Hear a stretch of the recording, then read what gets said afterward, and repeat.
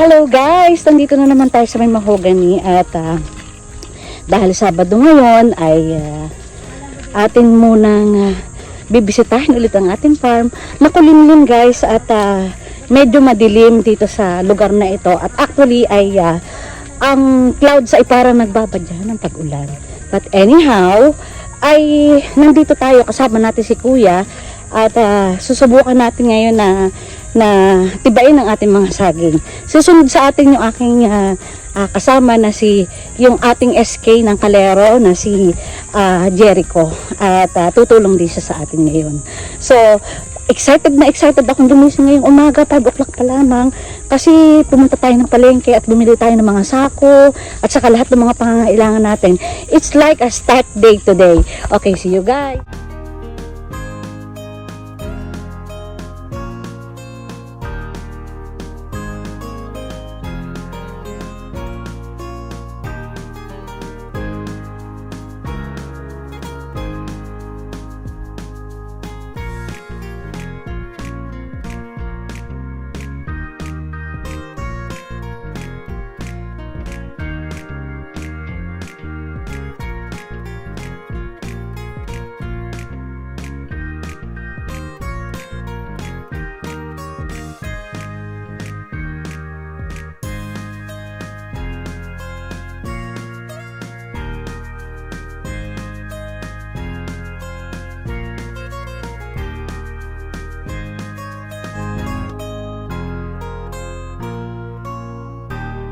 Guys, sinubukan natin na maging hands-on sa pag-harvest ng saging dahil wala si Mang Dario at siya ay very busy na sa pag-manage ng kanyang bilyaran.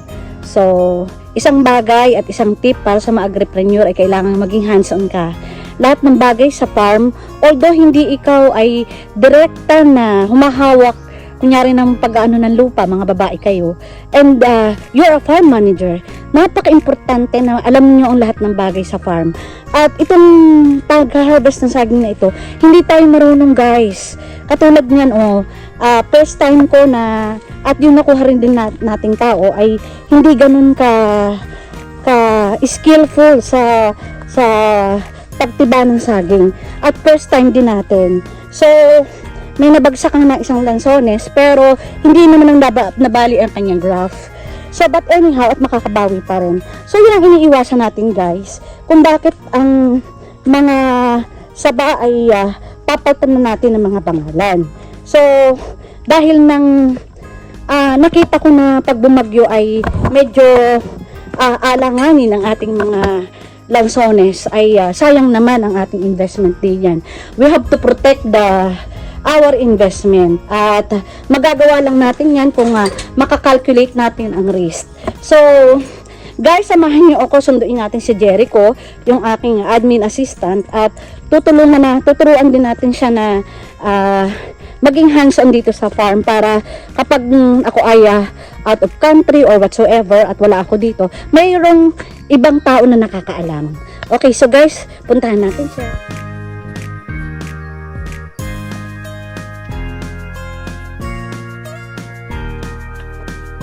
Bigyan natin ng kaunting trivia si Jericho kung paano nagsimula ang Iraya. Dito nagsimula ang Iraya ng 2017 sa farm namin. So, dito ang binili nga itong lote na ito, almost 2 hectares. Hindi ito kasama ha, pero dinadaanan lang natin ito, merong may-ari nito. Nakikidaan lang tayo dito kasi hindi pa naaayos ang right of way dito, pero meron naman. Ay ang unang nag-develop ng farm namin ay ang tatay ko. Kaya ang unang pangalan ng Iraya ay Cesar B. Farm. Kasi ang pangalan ng tatay namin ay Cesar, kaya lang namatay na ang tatay ko. Ay nung 5 years ago, bago nag-pandemic, ay hindi ko na siya pinapunta dito dahil ng medyo mahina na ang kanyang mata. So, naman, very timely na umuwi ako ng Pilipinas at niregister natin ng Iraya. So, ako na yung nagtuloy dito, ako na yung nag-develop ng farm at hanggang ngayon nga ay yun pa rin siya. But anyhow, may mga development naman. At I am proud to say I'm a farmer. At kahit, yan na, ito, hindi atin ito. Pero ito ay, karatig natin lote ay si Lulang Nati. Okay, so guys, mamaya na ulit tayo mag-vlog.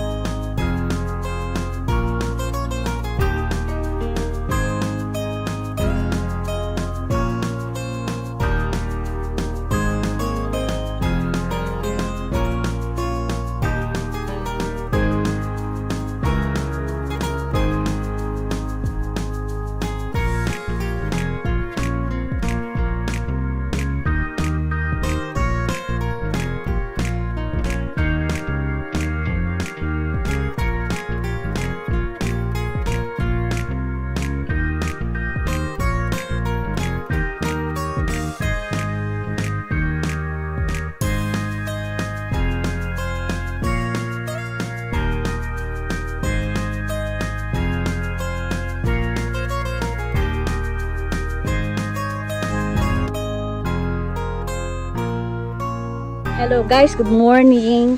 So, today is February 2 at almost na harvest na natin ngayon ang lahat ng ating vanilla pods. So, expected natin na ang month of February ay mangilan-ngilang araw na minsan uulan, pero hindi pa ganun katindi ang init. Yung humidity niya ay hindi ganun pa kasing tingkad during summertime. And we will watch out ngayong 2024 kung ang taon na ito ay magiging mainit ba at humid. Kasi last year mas marami ang tag-init kaysa sa tag-ulan. Kaya marami tayong naani na rambutan at talagang sumingkad ang mga abukado, rambutan, mangga ay dahil sa mahaba ang tag-araw. So let's see this year kung tayo ay magiging ganun pa rin ang pattern ng ating weather. So ngayong month na ito, ngayong February, ay nandito tayo sa farm. Kasama natin si Kuya, ang kapatid ko, at saka si Jericho, ang ating admin. At tinutulungan niya ako na i-maintain yung ating vanilla dahil next month, that will be March, ay flowering season na. At araw-araw na yan magbibigay sa atin ng flowers na i-hand pollinate natin. So tingnan natin yung prosesong gagawin natin ngayong araw na ito. Ang tawag dito ay tipping. So yung tip ng vanilla ay ating gugupitin, pero we have to be very careful dahil minsan ganitong February ay may umuultaw na mga shoot ng mga flowers. So doble ingat tayo kapag tayo ay naggupit o nagtip ng vanilla. Ito ang tipping, ito yung proseso na kung saan i-stress natin ang halaman para pag ginupit natin ay mapilitan ang plants. Defense mechanism kasi ng plants, yung maglabas siya ng pwede rin siyang branch o new branch o kaya ay flower buds na yan kapag ginawa natin. So na-observe ko last year, hindi natin ginawa yan dahil hindi pa tayo marunong. Pero this year ay gagawin natin yan. Last year ay nature ang gumawa sa atin yan. At tinuruan tayo ng nature na ganun ang gagawin para ma-stress ang mga guys. Itong lugar na ito ay bali 3 taon na itong hanay na ito. So ito ngayon ay stress natin para magbigay sa atin ng bunga. So ngayon ay sisimulan natin ang proseso na ito dito sa hanay na ito. So ano bang kailangan natin? Ay ito ay na-sterilize na natin itong pruning shear. At itong pruning shear ay kailangan sterilized. At ang tipping ay ito nakikita nyo itong tip ng vanilla na ito ang tinatanggal para mag-produce siya ng bagong shoot. Pwedeng flowers ang lumabas, pwede ding branch nga. Kumbaga sa mga halaman, ayun ay pruning. So, meron ding time ng pagpupruning ng mga vanilla. And this is the best time, February. Para sa March, ready na siya para magbigay ng bulaklak. Okay, see you guys. Tingnan natin. Lapit ka dito, dali. Pakita mo to. Ito guys, makikita nyo to bagong branch siya, bagong ano siya. So, ang gagawin natin dito ay ating puputulin para ma-stress ang halaman, ang vanilla, magbigay siya ng bulaklak. So, first year na gagawin natin ito dahil last year, ang nature ang gumawa. So, ngayon ay, ito bali ay pupungusin nyo ito. Gagawin nyo, kailangan sterilize ang pruning shear. Tapos, ito dapat ay pa-slant ang gagawin mo. O, yan, pruning natin yan. Ito guys, ay itatapon na natin dahil wala na itong, tatapon natin yan. Ganyan guys, ang gagawin natin sa mga bagong shoot ay, yan ang ating gagawin para magbigay siya ng bulaklak. Guys, makikita nyo ito ay, yung dulo niya ay inabot na siya ng tag-ulan at naluoy yung pinakang tip ng kanyang branch. So, kung March magtatagbulaklak, ready na siya para bumulaklak. Nakita-kita nyo, nature na ang gumawa ng paraan na maputol yung pinakadulo niya.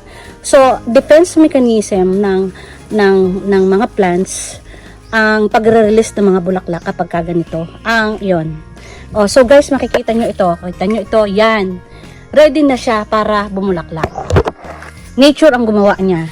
Pwede din ito, katulad nyo, na itong dulo na ito, natanggal na niya, mag-release siya ngayon ng new branch o kaya ay flowers.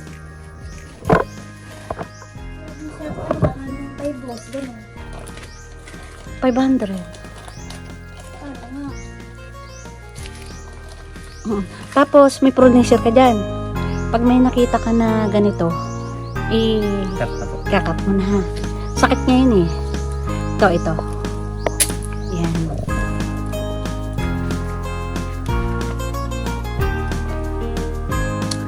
Pagka, Jericho, kapag yung lumalamba na yung pwede na siyang gugupitin mo na. Dahil ihanda na natin siya sa Yan. Igugupitin mo na siya, para bumulaklak na siya sa month ng yun lang yung naglulup na gano'n,